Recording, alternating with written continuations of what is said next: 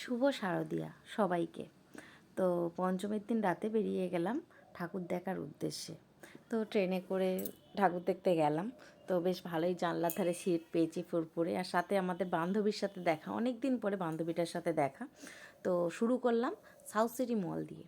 তো south city মলে প্রতি বছরই সুন্দর করে একটা ডেকোরেশন করে, এবছরও খুব সুন্দর করে ডেকোরেশনটা করেছিল। ভালোই লাগছিল, দেখুন খুব সুন্দর। তারপরে গেলাম তালতলার মাঠের ঠাকুরটা দেখতে। এখানে একটা ইউনিক একটা ব্যাপার ছিল, যেটা প্রতি বছরই ধরা পড়ে। যেমন ওই গ্রাম্য একটা পরিবেশ, তাল গাছ, নৌকা, সমস্ত কিছু নিয়ে একটা ইউনিক ব্যাপার, এবং ঠাকুরটার মধ্যেও একটা অন্যরকম ব্যাপার।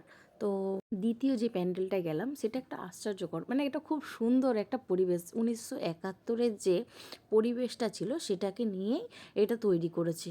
আর এর মধ্যে একটা ইউনিক ব্যাপার হলো কি, এখানে সব জীবন্ত মানুষ দ্বারা এটা এই প্যান্ডেলটাকে গঠিত করা হয়েছে। যেমন কেউ চুল বাঁধছে, কেউ জাল বুনছে, দেখুন সমস্ত কিছু এগুলো খুঁটিনাটি এগুলো তুলে ধরেছে। অরিজিনাল সমস্ত মানুষ, কেউ গান শেখাচ্ছে, মানুষ এগুলো করেছে। আর এখানে দেখুন মানে সব কিছু একদম ভাগ ভাগ করে একটা তৈরি করছে, কেউ জামা কাপড় মেলছে।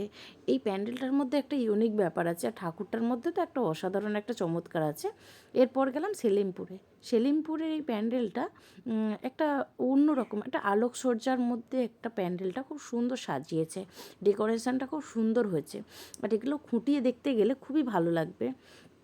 ঠাকুরটা দেখুন, একদম অন্যরকম একটা ঠাকুর, মানে দেখে চোখ দাঁড়িয়ে গেছে। আমি তো এখানে 10 মিনিট দাঁড়িয়েছিলাম। আর দুর্গা, কার্তিক, গণেশ যেগুলো আছে সেগুলো দেখুন নিচে আছে, আর ঠাকুরটার মধ্যে দেখুন একটা চমৎকার আছে।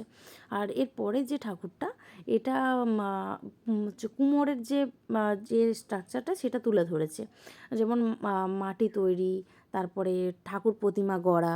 এভাবে কাটলো আমার পঞ্চমীর নাইট। তো কেমন লাগলো সবাই কমেন্টে বলবেন। Thank you for